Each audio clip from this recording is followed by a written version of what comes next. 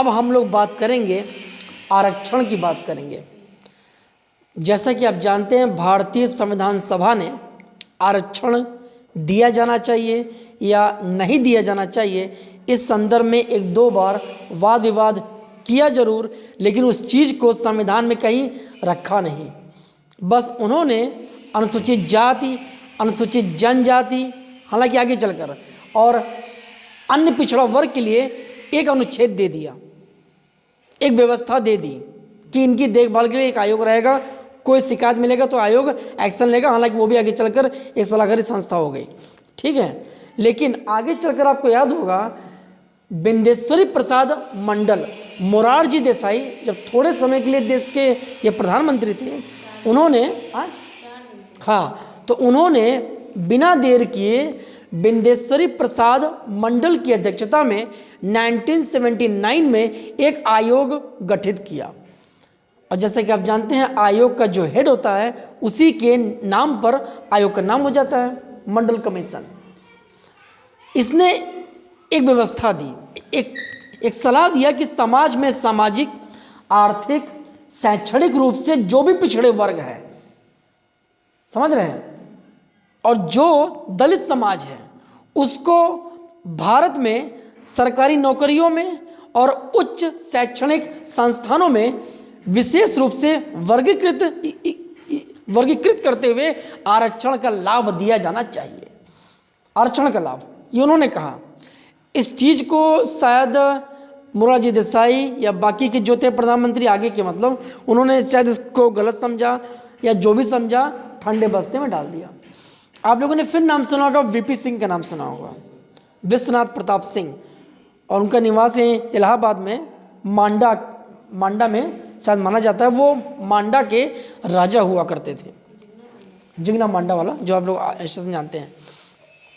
ये जब प्रधानमंत्री बने, इन्होंने बिना देर किए मंडल कमीशन की जो भी सिफारिशें थी उसको हूबहू लागू कर दी, और ये समाज में आग की तरफ फैल गया।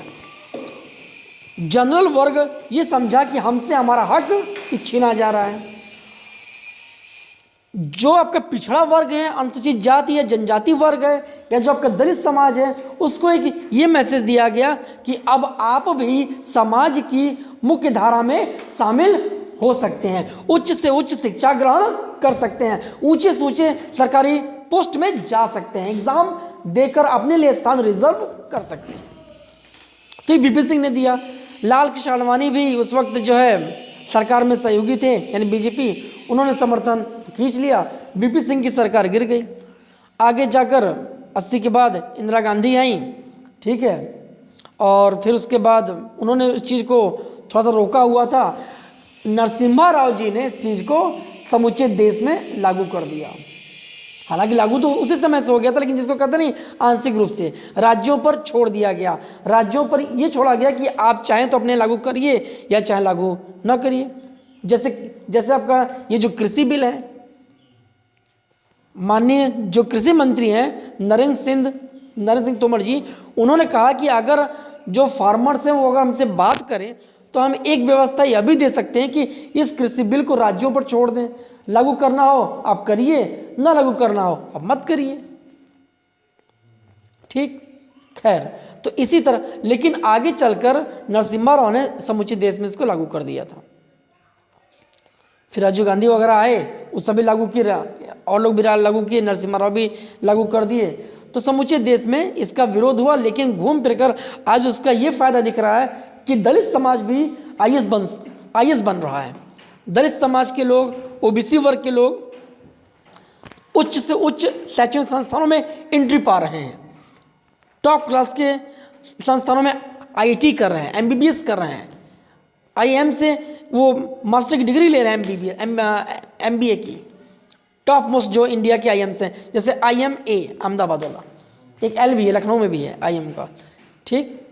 उत्तर प्रदेश में 2 IIT हैं, के कानपुर में और B यानी BHU में भी है। 2 IIT हो गए ना भाई, हाँ याद रखिएगा इन सब चीज़ों को। और एक आपका वो भी है, IM भी है, ठीक। ये सब वर्ल्ड क्लास इंस्टीट्यूशंस हैं। अब यहाँ पर OBC भी जा सकता है, SC ST भी जा सकता है, ठीक। अब बात को समझिए, अब पीसेस में देख ही रहे हैं, आईएएस में आप देख ही रहे हैं सारी व्यवस्था। अब टीना डाबी का देख ही लिए, 1 नंबर से रुक गया, नहीं तो फेल हो जाती।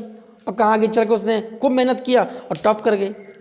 ठीक, मैं वही चीज़ आपको यहाँ पर बता रहा हूँ। तो वो आयोग का नाम आपसे पूछता है एग्जाम में, Vindeshwari Prasad Mandal, 1979, OBC SC ST को शैक्षणिक संस्थानों और सरकारी नौकरियों में आरक्षण का प्रावधान, ये सिफारिश है, देख लीजिए। नहीं हेडिंग मत डालिए भाई, हेडिंग अभी कहाँ, सब आयोगों में चल रहा, लिखिए भाई, हेडिंग मत डालिए। नहीं, मानवाधिकार से मतलब नहीं, यहाँ पर आयोग से एक मतलब था, तो मानवाधिकार का हो गया। आप चाहे तो ऐसी चीज़ों को अलग करने के लिए एक नियम होता है, बीचों बीच से एक लकीर खींच दीजिए, वो चीज़ अलग हो जाता है, वो पैराग्राफ, वो सेक्शन अलग हो जाता है। हिंदी का बस हो गया, वो सेक्शन अलग हो गया, लिखिए अगले लाइन से। 1979 में 1969 बोलते हैं आरक्षण को बता रहे हैं। आरक्षण अब मत लिखिए, बस अब लिखिए जो हम लिखवा रहे हैं वो लिखिए, उसके पहले वेरी इंपॉर्टेंट लिख दीजिए, आपका काम हो गया। जहाँ बोलेंगे वही हेडिंग आप डालिए, हेडिंग के चक्कर में ज़्यादा मत रहिए। लिखिए 1979 में विंदेश्वरी प्रसाद मंडल ने, 1979 में विंदेश्वरी प्रसाद मंडल ने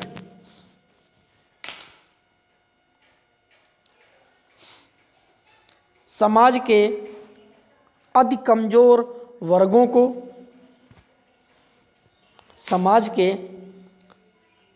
अति कमजोर वर्गों को,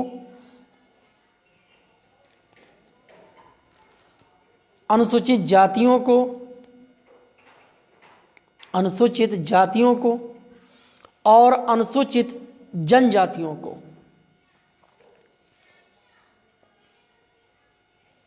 समाज की मुख्य धारा में शामिल करने के लिए,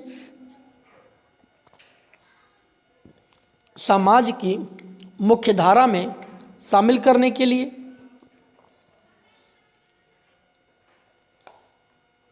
अर्थात सरकारी नौकरियों, अर्थात समाज की मुख्य धारा में शामिल करने के लिए, अर्थात सरकारी नौकरियों और उच्च शैक्षणिक संस्थानों में, उच्च शैक्षणिक संस्थानों में प्रवेश दिलाने के लिए, प्रवेश दिलाने के लिए, संस्थानों में प्रवेश दिलाने के लिए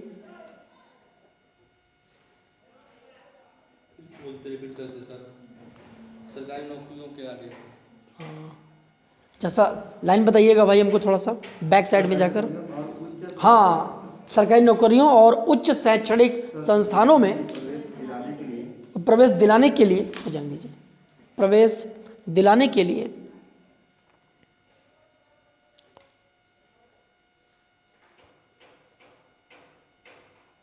अपनी सिफारिशें मंडल आयोग में प्रस्तुत की थी। अपनी सिफारिशें, ऊपर हम लिखवा चुके हैं उनका नाम, अपनी सिफारिशें मंडल आयोग में प्रस्तुत की थी।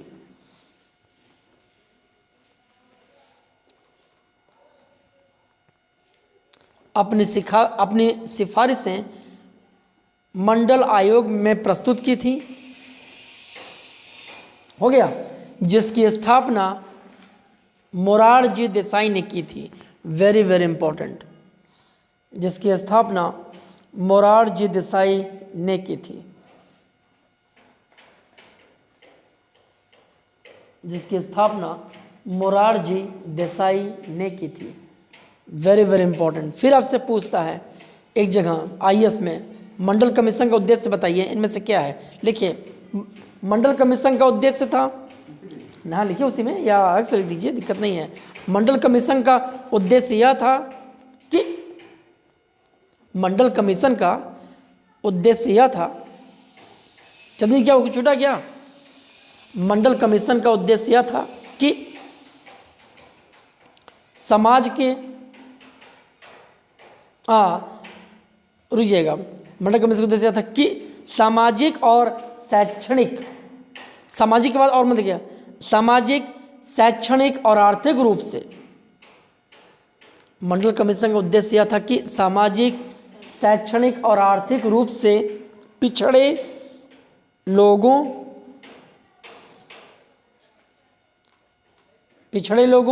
और दलित समाज को, शोषित कह लीजिए, दलित कह लीजिए, दलित समाज को, पिछड़े लोगों एवं या और एक ही होता है, दलित समाज को, हुआ भाई, मुख्य धारा में शामिल करना और उनकी पहचान करना, वेरी वेरी इंपॉर्टेंट। मुख्य धारा में शामिल करना और उनकी पहचान करना, वेरी वेरी इंपॉर्टेंट।